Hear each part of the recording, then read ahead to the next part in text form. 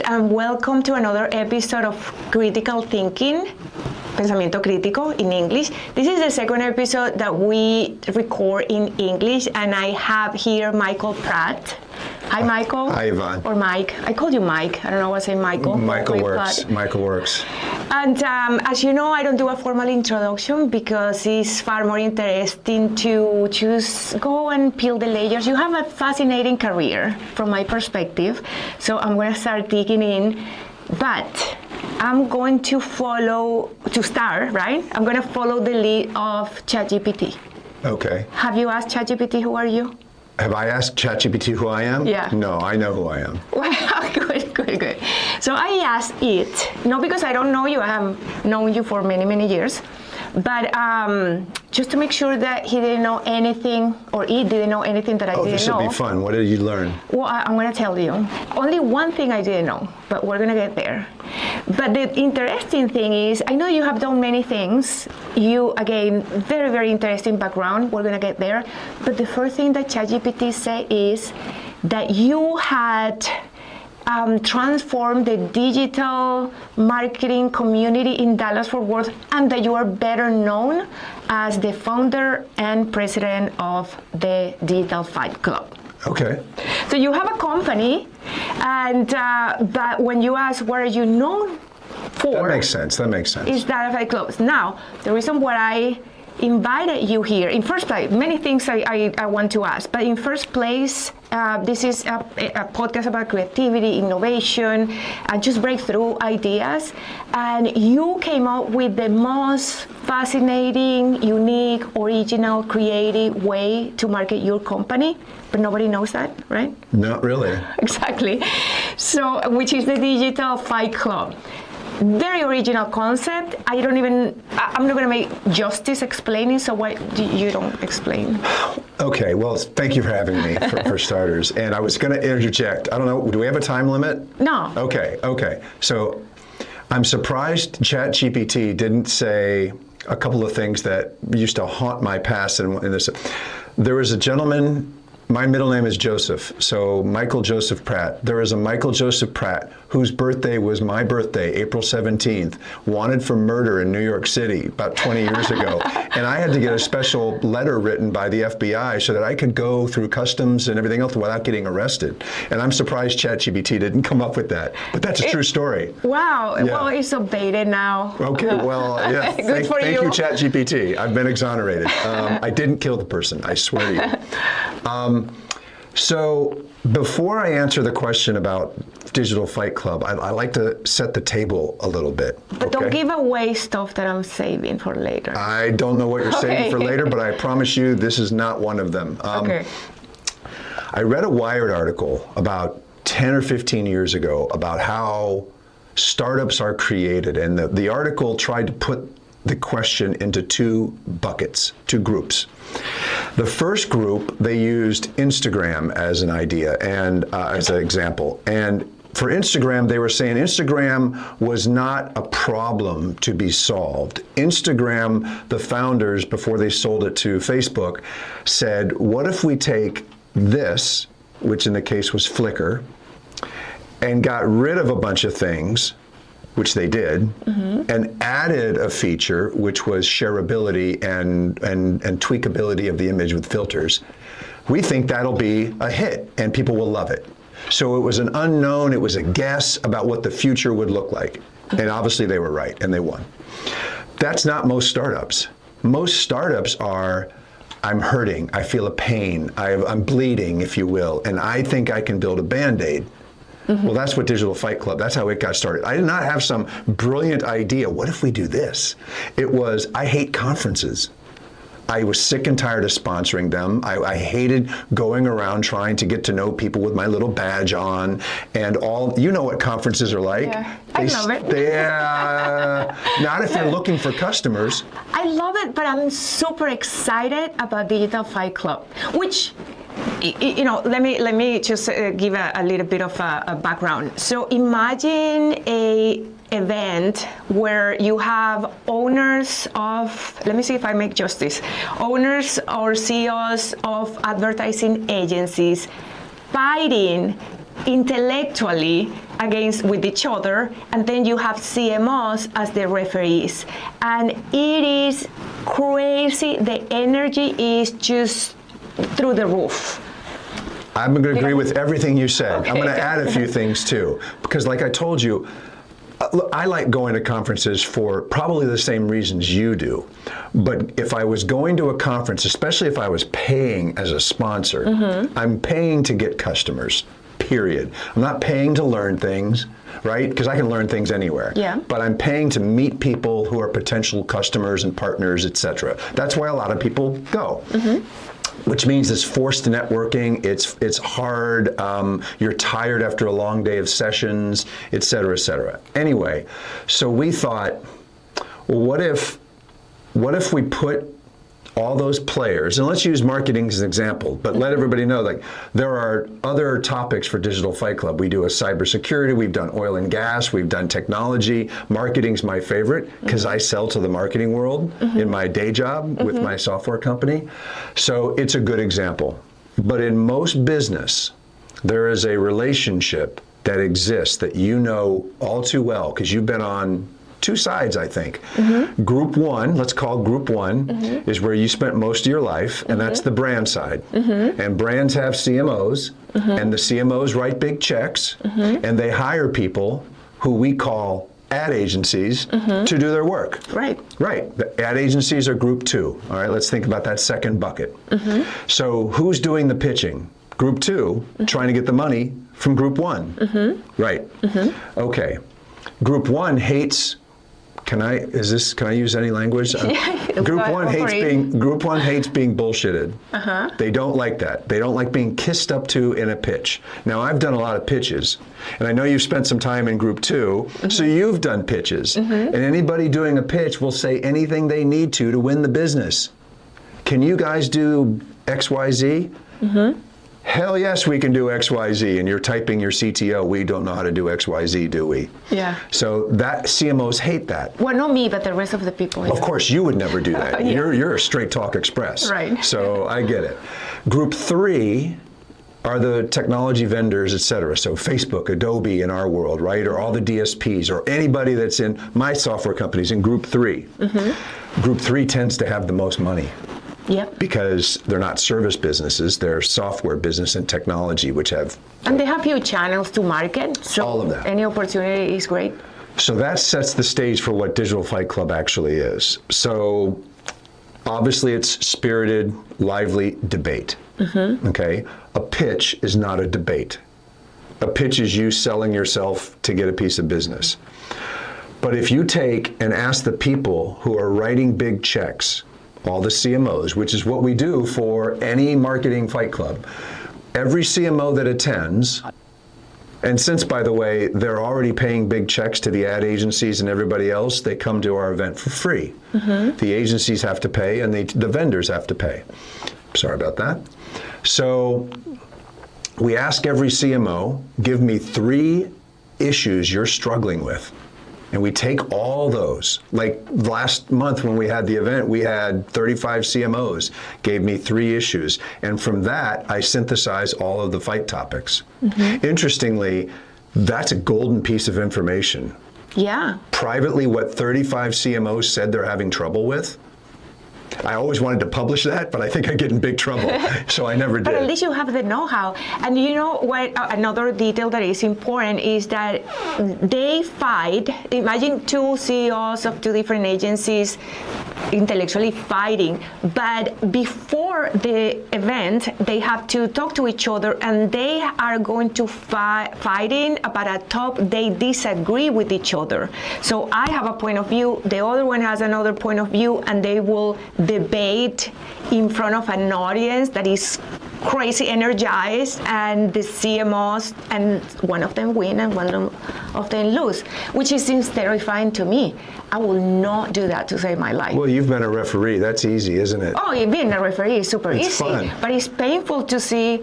I mean, I don't like to lose, let alone losing in front of that crowd. And they make my respects to those that go and fight. Well, you said something which is really important. So let me give you an example of a year ago, because it's an easy to understand example.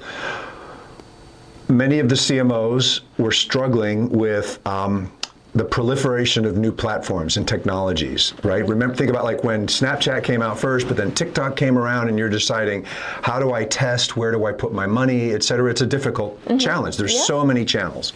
So they mentioned, a lot of them mentioned that, and it was obvious that this needs to be a fight, okay?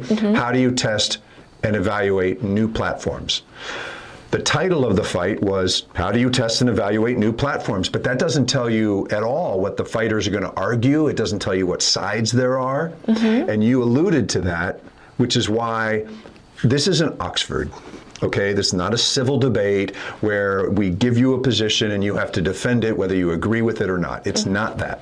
So I get both fighters on a Zoom call, and I don't let them off until they've decided what they disagree with. They always start off polite. They always agree with each other on a few things, but then they start talking, and these are CEOs, so they have egos, and then someone's like, I don't know if I agree with that. I'm like, oh, keep going, keep going, and then they come. So with the marketing new platforms example, both fighters agreed you should test.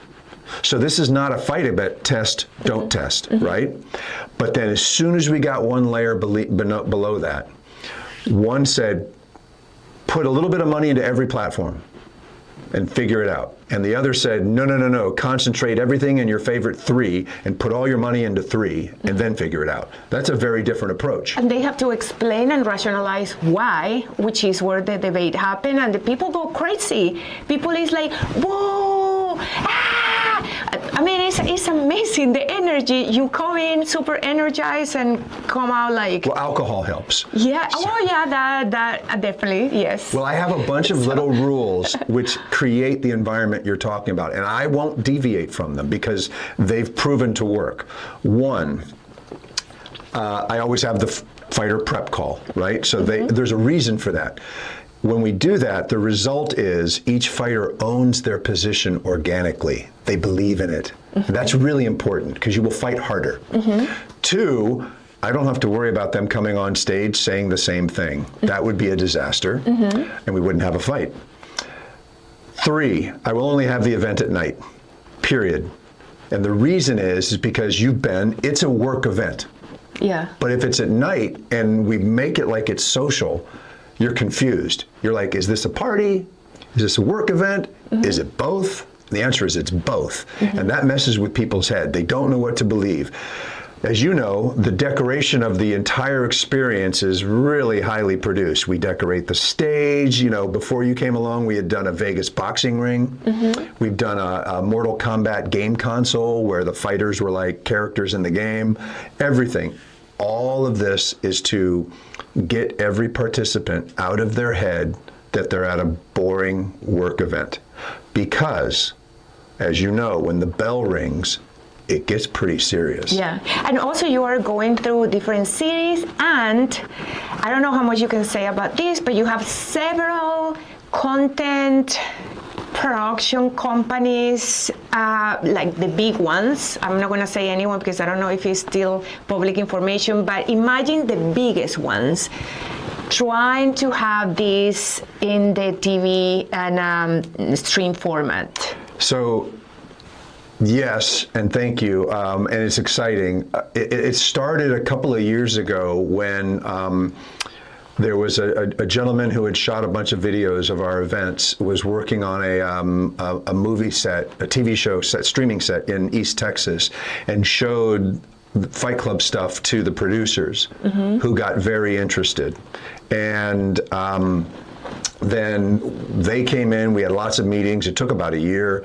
We eventually decided to shoot one of the events as a pilot, and then we shot an episode this past June. And so there are several entities that are interested in streaming the show as a show. And so next year we will be filming multiple episodes. We're starting off in March in Nashville, and the topic will be the business of music. So imagine artists.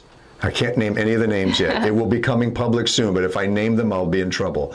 But imagine musicians and artists and bands members fighting record executives and label executives. And who's going to be the referees? well, we're working that out because that industry doesn't map itself quite like ours. Okay. So there's no CMO. And so is Spotify a ref? Or is Spotify a fighter? Or is Spotify a sponsor? Very exciting. We're figuring that out, but everybody wants to fight because there's so much controversy in the music world. You know, AI in music, streaming rights, payouts, everything that Taylor Swift has done, you know, there's a lot. Yeah, that's super exciting.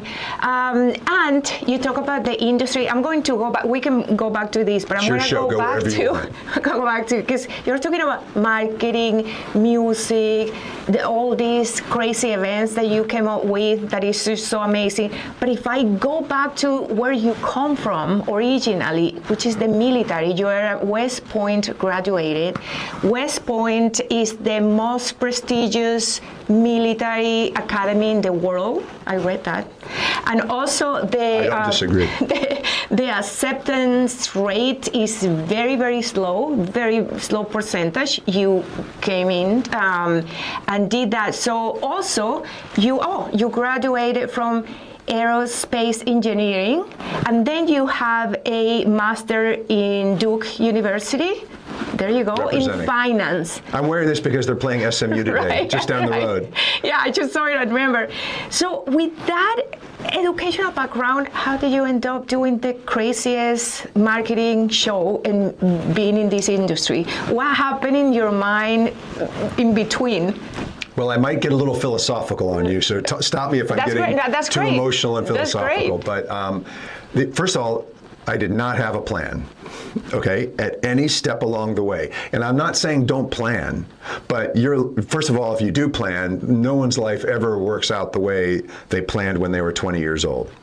So I went to West Point. I actually wanted to go to Navy and be a pilot, but I had bad eyes. I have LASIK now. And so I didn't want to be on a ship, so I chose West Point. And the leadership aspect of it was the thing that drew me, plus a little bit of service. I mean, Ronald Reagan was president, so. A lot of very significant leaders of the United States came from West Point. Yeah, so it tends to produce a lot of leaders.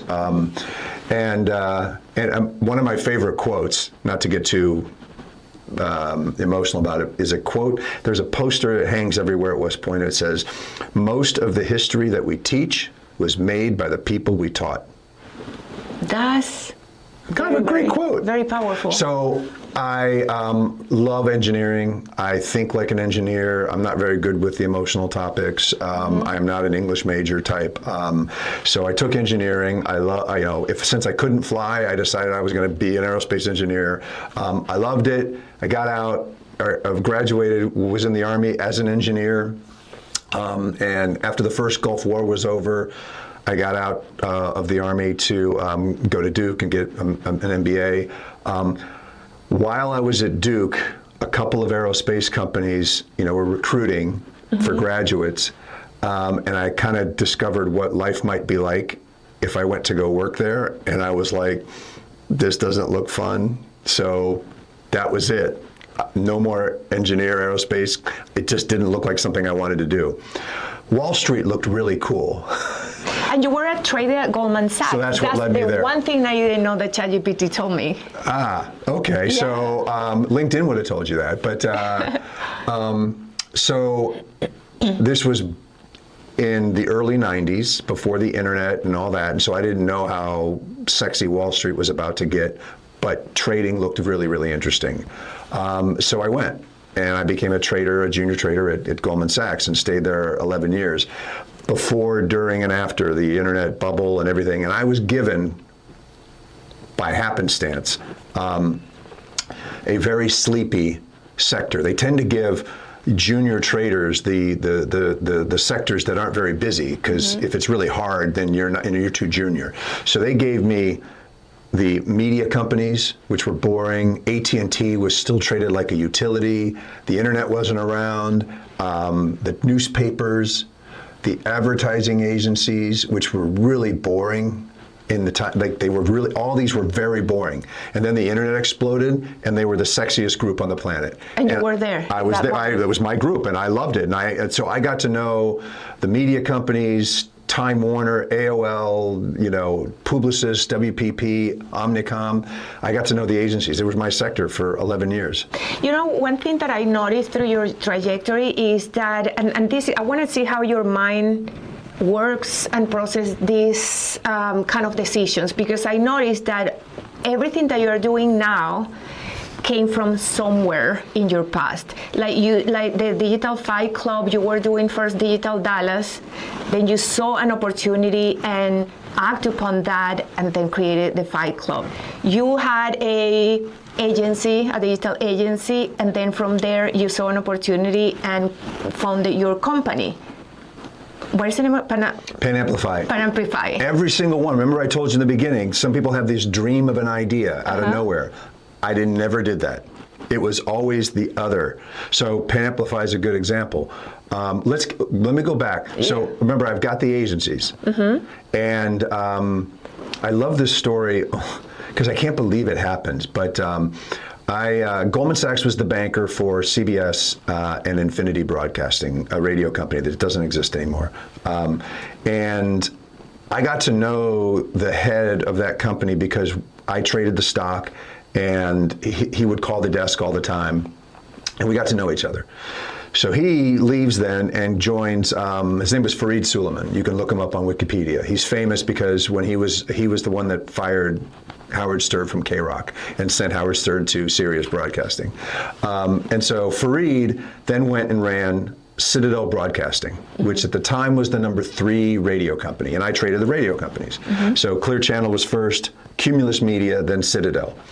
And Fareed's from Tanzania. And I had invested, and we were good friends, and I had invested in, he had an elephant sanctuary in Tennessee. Elephant? Yes, he rehabilitated old circus elephants. Oh, yes, okay. He was from Africa. Okay. And so that was his pet project, and I invested some money in it with him. And so I'm now down in Dallas. I don't have an agency. I had shut down my hedge fund, was not sure what I wanted to do. I came to Dallas from New York only because both of my sons had dyslexia, and Shelton School here in Dallas is the best school for learning differences in the country. And super happy with the move, and they're now grown and thriving and all that good stuff. Anyway, so I go up to New York, not sure what I want to do in life, what the next step is, and I have lunch with Fareed. And this is in 2010. And you know what, we're talking shop and radio, and he's got this company, you know, the 3rd largest radio company in the United States. And he's complaining that he has no digital strategy, that he has no streamer for streaming radio, and he has 500 radio stations with 500 Facebook pages and 500 Google Ads accounts. Oh my gosh. And Verizon wants to advertise on 30 country western stations with 18 to 34-year-olds or whatever, and he can't do it. So he says, and I'm complaining about everything, and I don't know what to do next. He goes, well, why don't you start an agency? I'll give you $500,000. That's amazing.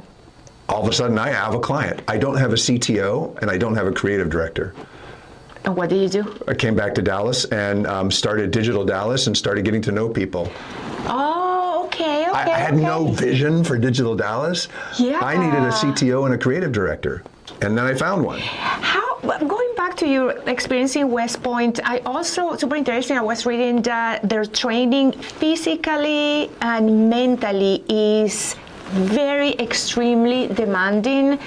And how do you think that training, especially mental training, helps you in what you do right now? Do you think that it somehow influences, or it's just the way you think and the way your mind works, it's just genetic? Oh, is this a nurture versus nature discussion we're having? Exactly. Okay. I don't have the answer to that. I have some thoughts. I don't know. I mean, I was raised by 2 incredibly good parents, and so I think there was a fair amount of nature in there. But I'm a lot different than my brother and sister, and I have a brother with a PhD. I'm not the PhD type. I don't want to be in genetics and biotech and all that stuff. But I didn't know how to lead. On the other hand, I was captain of 2 athletic teams in high school, so maybe I had a little bit of a background. But you were also in the Army leading up. Yeah, but I learned how to lead at West Point. Okay. West Point is number 1 mission is to teach you how to lead. You can't lead if you're in bad shape. So physically, you have to be in great shape. That's a super interesting topic. Based on that formation, what is leadership? Because it's a round-up training. What encompasses? Leadership is super simple. Everybody tries to complicate it. Leadership is about getting a team of men and women to do and achieve an objective or the mission. That's it. What else would it be? And what training from West Point taught you that? Well, in order to be a good leader, you first have to understand how to be led. And so your first couple of years there, you're not leading anything, but you're slowly learning how to be led properly and do your part of the job and do your mission. And then they start dripping responsibility onto you and giving you a little bit at a time and teaching you and testing you and teaching you and testing you. What it means to be led? How do you when you are well led? What that means? Well, you've had a boss before in your life. Yes. So you're either the boss thought of you as a good worker or a bad one, and part of that is you knew how to be led. You knew when to push back, but you knew when to do the mission, right? You knew. Everybody thinks that I remembered a story. You'll love this. In one of my interviews for Goldman Sachs, I had a person interviewing me who is Greek, which doesn't matter, but I just remember the person was Greek. And we were in this little office with with all glass window where the door was, and then it was one of those offices like that, so you could see everybody and everything. And it was a woman, and she gets on and slams her hands on the table and says, "You West Pointer types, you're all the same. You're just yes sir, 3 bags full. You don't know how to show initiative, and you only do what you're told, and you're like robots." Wow. I'm thinking, am I being tested? Do you really believe that? Does she really believe that? And she's like, at Goldman Sachs, we think on our feet and we think outside the box. And she threw every kind of popular phrase at me. And I thought I understood why she thought that, because it's a popular misconception. But, famous General George Patton was famous for saying, never tell anyone on your command how to do something. Tell them what you want done, and they will surprise you with their ingenuity. And the United States Army, a military for that matter, never micromanages. We're very different, for example, than the Russian military. The Russian military, we're trained to take out the vehicles with antennas. Do you know why? What does an antenna usually have attached to it? A leader, right? Okay. It doesn't have a private. Okay. It has a commander or a leader. In the Russian army, if you take out the leader, the whole thing falls apart. In the U.S. military, if you take out a leader, the next person steps up and does the job, because it is completely known. Everybody is training everybody on how to lead, and if we lose the leader, there's another one that can do the job. Makes sense? It makes total sense. And I think that is the leadership style that is predominant right now in the U.S. And that's why, I'm not talking in general to every company, but in general is what you heard. When you heard like anyone teaching leadership is that. But you say something that I haven't heard. Like, everybody talks about learning how to lead. I have never heard anyone talking about learning how to be led, ever. We don't talk about it. I don't read that on LinkedIn. So I'm so intrigued by that, because nobody's talking about it. Well, and I'm sorry. No, yeah, it seems okay. to be the I'm glad you're excited. foundation. It seems to be the foundation of leadership. The leadership is not leadership itself, leading itself, but is how to learn how to be led. Well, it's not just a throwaway phrase, and the leader's job is to teach subordinates how to be led. It's not the subordinate's job to figure out how to be led. Okay, that's super important. And this applies to any organization. It does, and this has nothing to do with whether a leader is hard or challenges the team to do hard things, or if the mission is hard. Everybody's mission can be hard, right? Running a company is hard, but you know what's harder than just running the company? Leading people is the hard thing. And people talk about, oh, you know, people first. We're a people organization. Fine, you're right. I get it. But the bottom line is you have a team. A company has a team, whether it's 10,000 or 10. And your one job in life is to get that team to do whatever it is your company's supposed to do. That's it. Nothing else matters. And do you think that learning to be led is different from leader to leader? So if I have a leader, I learn how to be led by that leader, and if I change and I'm leading by someone else, I have to learn how to be led by that someone else, or how that works? That's a good question. There are multiple leadership styles that are very effective. There are plenty that are not. Everybody I've ever met has an example in their life of they had worked for a bad leader. So if you take someone that knows how to be led and they're working for a bad leader, it's not going to work out. But it's not the subordinate's fault, right? It's the leader's fault. But learning how to be led doesn't matter what the style of the leader is above you, kind of thing. You just highlighted the importance of leadership.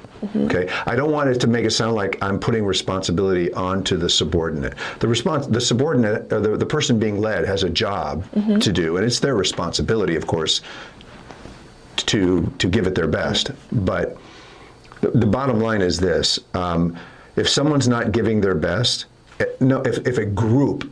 One individual might be a unique case, but if a group is not performing at their best, it is only one person's fault. No excuses. No arguments. You know what I think, in the analogy of dancing, and especially from the woman's perspective, you let the men to lead you without putting resistance, because if not, the dance will be a mess. Good analogy. I have one that's very similar to that. It's my favorite one. You can't push a string. Can you elaborate? Okay. So string is the organization. Okay. The person pushing or pulling is the leader. What happens to a string and its effectiveness if you push it? It bunches up, right? Right. The string doesn't do anything. Right. The only way to make a string do its job is to pull it.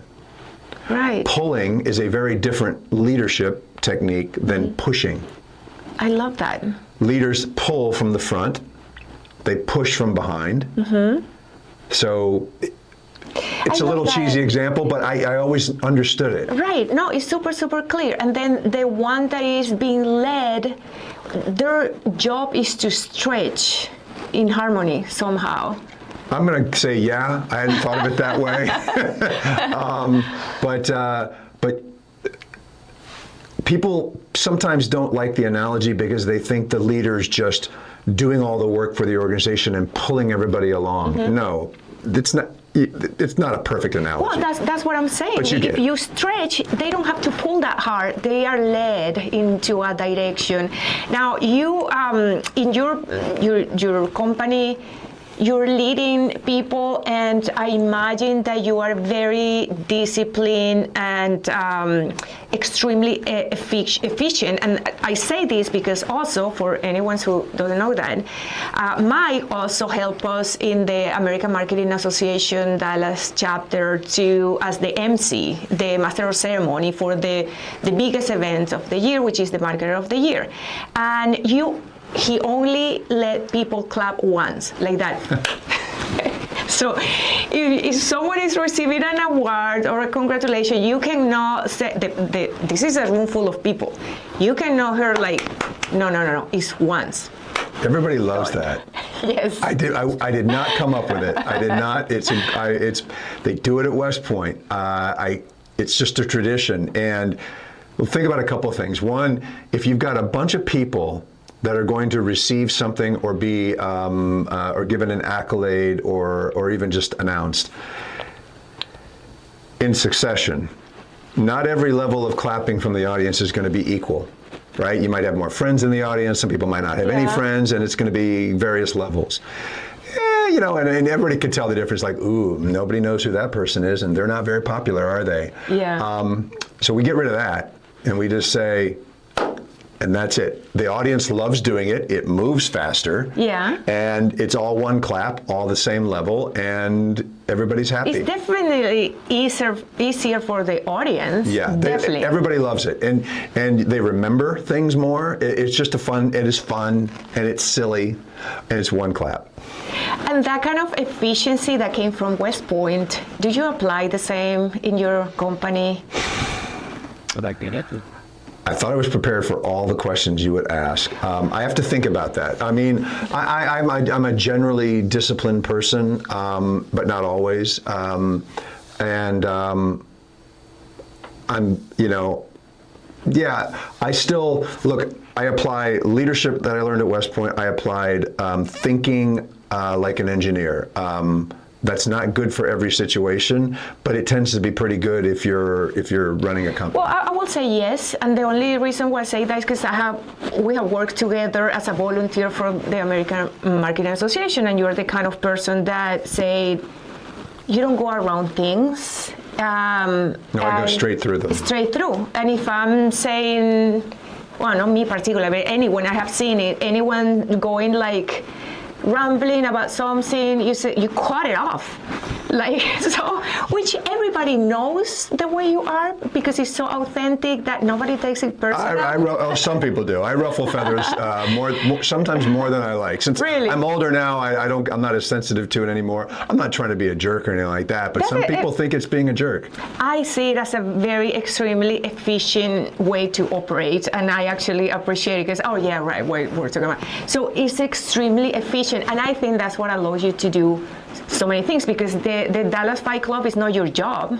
So, but it help you in your company? Well, when we do yes, it does. And frankly, because it was so helpful, it's the reason we kept doing it. I wasn't trying to have a moonlight side hustle or anything like that. We started the event. Accenture, God bless them, paid for everything in the early days. Mm-hmm. It's much bigger now.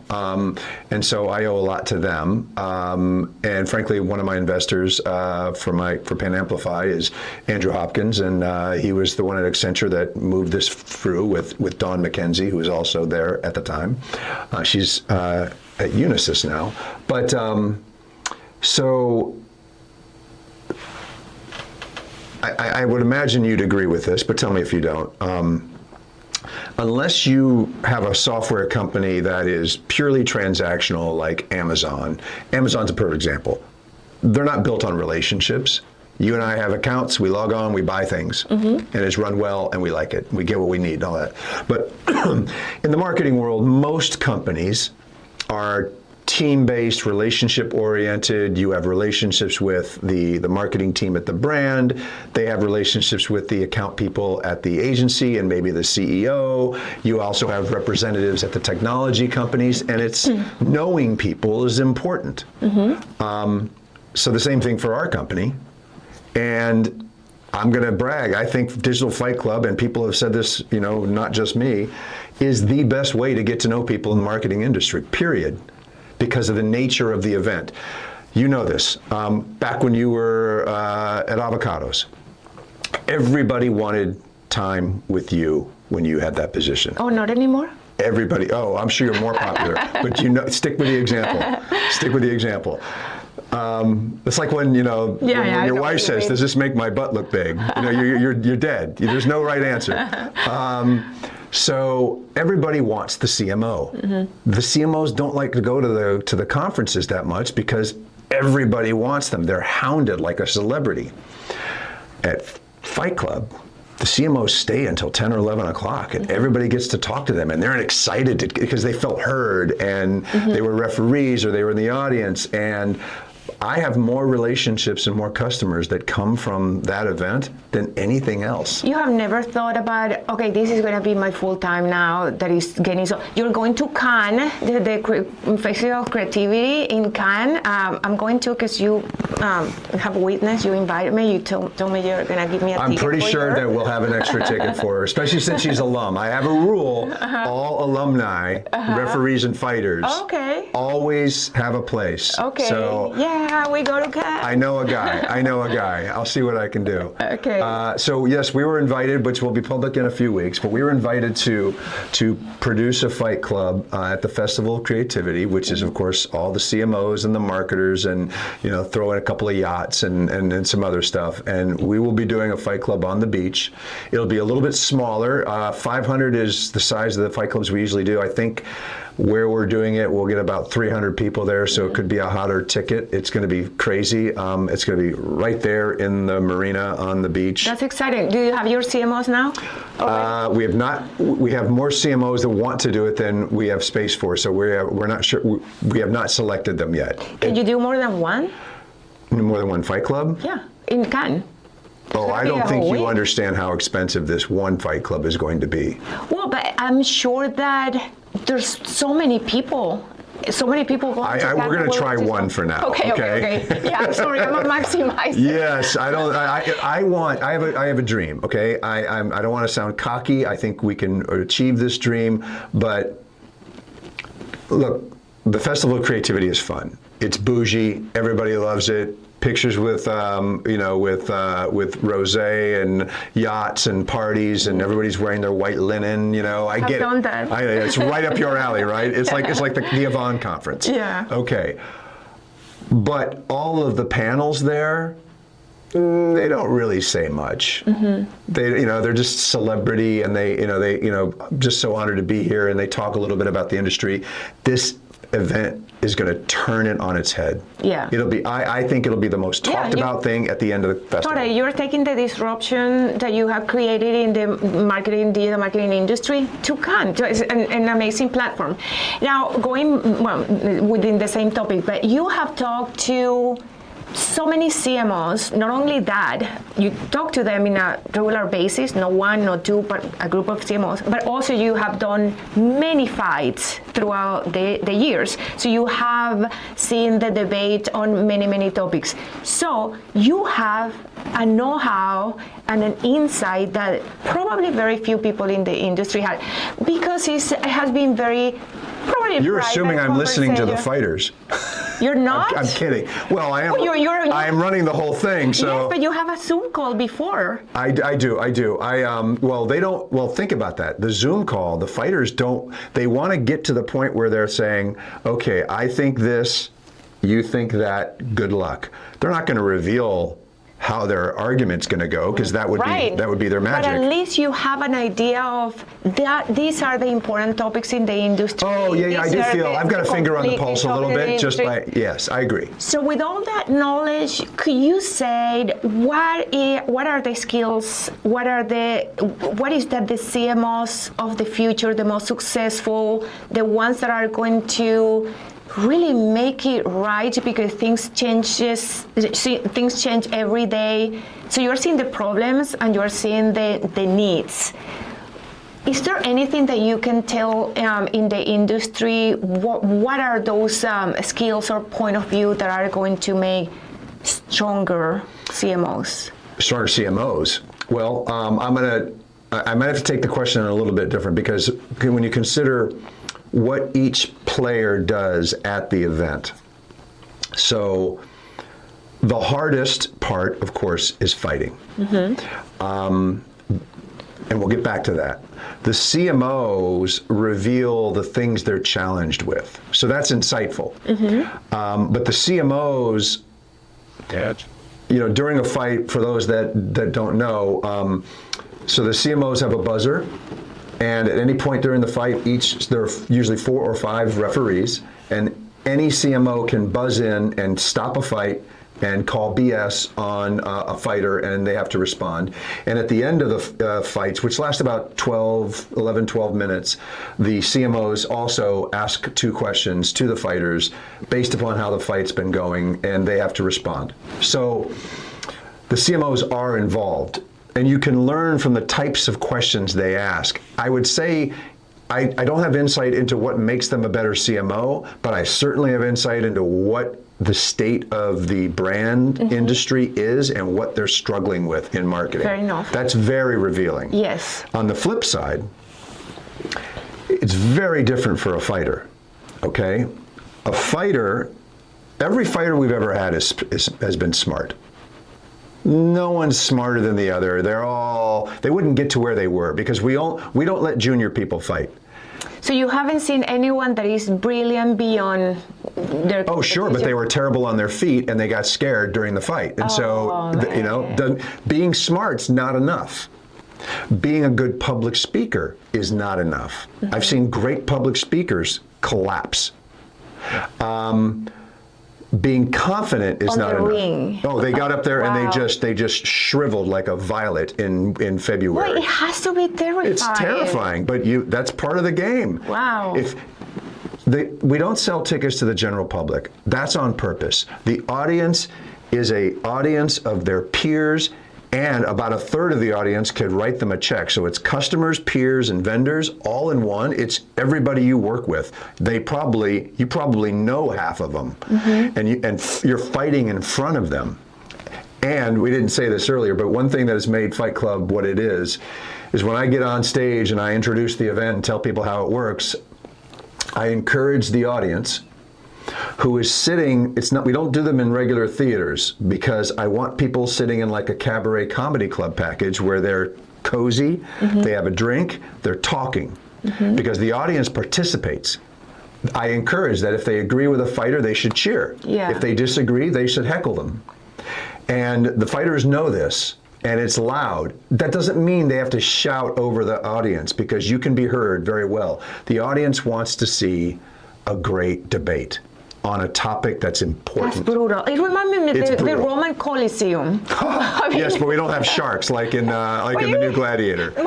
Maybe. Yeah. But when you take that entire environment, it makes the fighters both nervous and serious. And we've had, think of some of the fighters. I think you were at the one 2 years ago where we had Danny Mariano, the CEO of Razorfish, who flew in from LA, fighting. She won.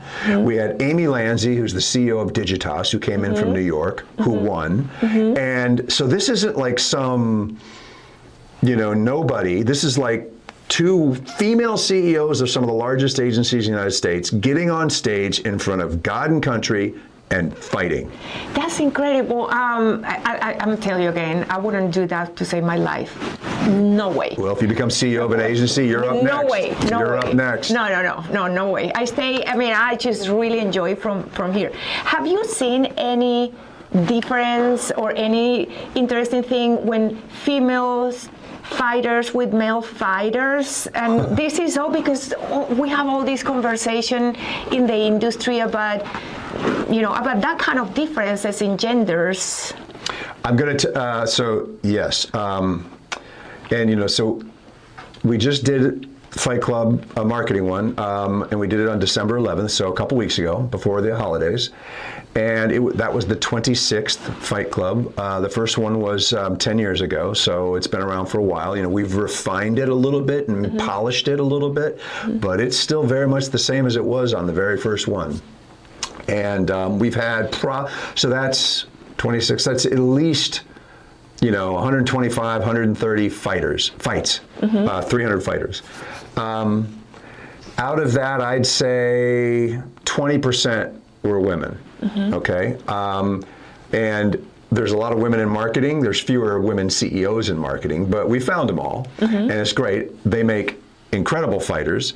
I'm guessing because they know that they have to work extra hard because marketing, back to the Mad Men days, has been a man's industry, and they're pushing against that, so that's one.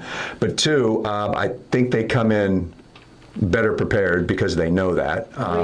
But there's no difference in their ability to fight. I've had I've had some sexist remarks made by male fighters fighting a female fighter. On stage? On stage, and rightfully so. It destroyed the male fighter. The audience ripped him a new one, and they never recovered. I'm sure you called them out. I didn't have to. The audience did. It was obvious, and they never recovered.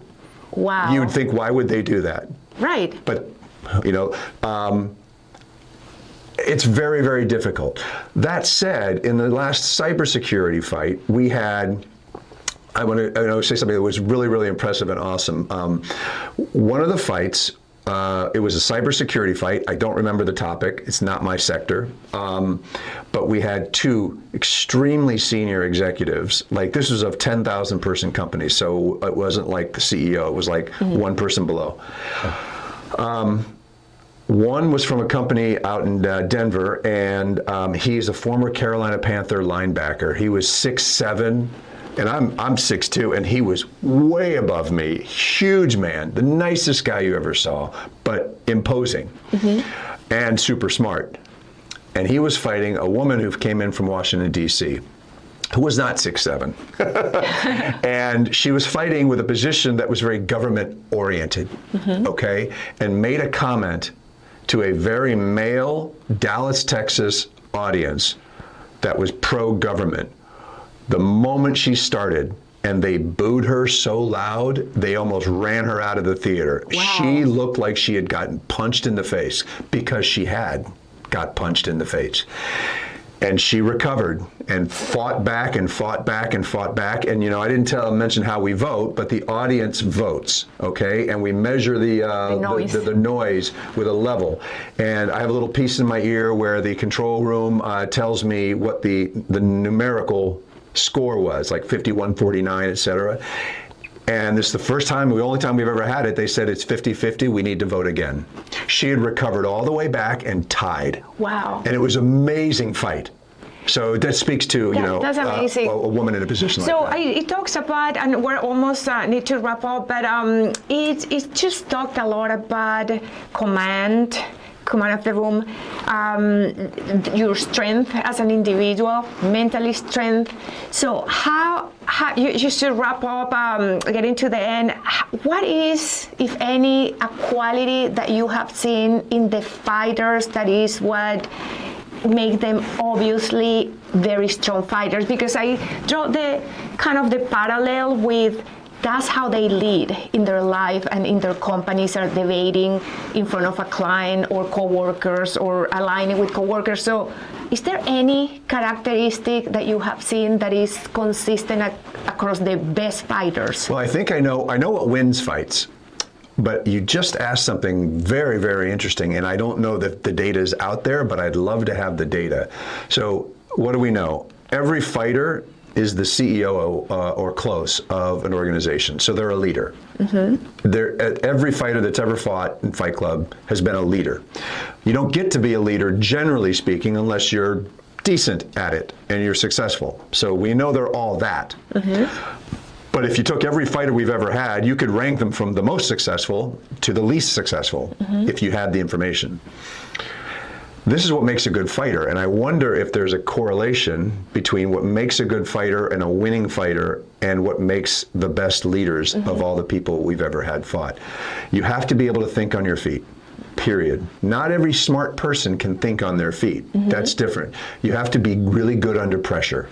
You have to be really good when the crowd doesn't go your way. And you have to be really good if the argument doesn't seem to be going your way. You have to be really good if the referees are taking the fight in a direction that you don't like. All of those things are really important. And resilience. That is when you say she came back. You have to absolutely have resilience.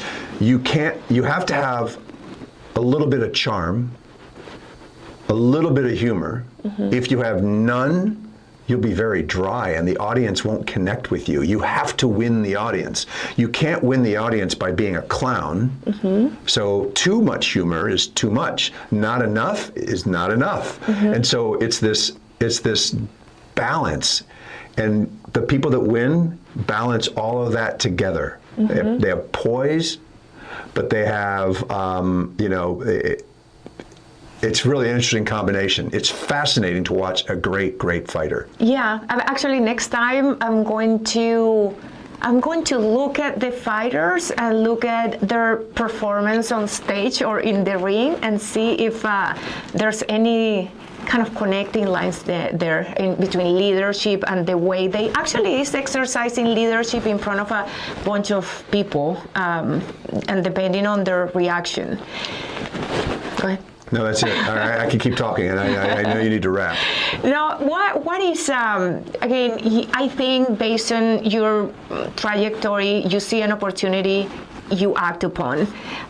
What is next in your horizon, whether it's for the Digital Fight Club or your company, yourself? Well, I want to continue pouring effort into the company and seeing it be successful, and I'm hoping that Fight Club continues to go where it seems to be going, which is great, and that's enough for me right now. I've got a couple of hobbies at home, but other than that, my plate is full. I don't want to run 14 companies. I'm not Elon Musk, and so I'm excited. I love doing both. So, I'm going to end with this, and you can end whenever you want. But I've thought about this a lot. I recognize that I have humor and a stage presence, and I'm pretty good at it, and the TV producers want me to continue. I get that, and I really have fun doing it. Mm-hmm. But I don't know if I would have done that when I was 20. I'm the same. Why is that? Well, other than being older and more experienced, I'm still the same personality. That didn't change. I don't have an alter ego. But when I started Fight Club, I didn't care if it succeeded. I think I was 48 when I started it, mm-hmm. and I just didn't care. It wasn't my baby. It wasn't a vision. It was just, let's do this. And I said, I'm going to get on stage and say whatever I want because I don't care. Yes. And it luckily worked. So now I just have no fear, and what do I care? That's amazing. That's a great closing because it's a lot of what I talk in my book, I talk in my podcast is you didn't have the fear to fail because if you fail, who cares? Yeah. You were financially stable. It's just a hobby. Maybe it started, and if it works, great. But it was that the lack of fear allowed you to be the most authentic you. Yeah, and I don't want to make it sound like that's easy. I was just lucky that those factors combined that mm-hmm. I had no fear. I mean, if you're 25 and you need to survive and put food on the table, it's understandable if you're a little bit, mm-hmm. if you have some fear of what to be. So that was it. I have one last question. Yeah. You come across as you don't give a shit about what people think about you. Is that true, or it is now? You pretend you're. I was not that person many years ago. What changed? Oh, that's a whole nother topic. It may involve, a God component and everything else. But something changed about 15 years ago, where I stopped living my life for that approval. And you get a lot better? It's weird because I do something where I get lots of approval now, like the roar of the crowd and all that. But I used to. I was obsessed with the approval, mm-hmm. and I'm not now. We're going to have to do a second. You don't want to talk about it. We'll see. Okay. Well, thank you so much. This was a great conversation. I'm sure everybody's going to enjoy it a lot. And to all of you, I know that there's a lot of amazing content on the internet. So I really, really appreciate you spending some time on my podcast. And many thanks to Movida Hispana, who is producing not only my podcast, the podcast giving a space, the podcast of a lot of other Hispanic people, giving a space for the Hispanic voices to just be amplified. And I'll end it with muchas gracias.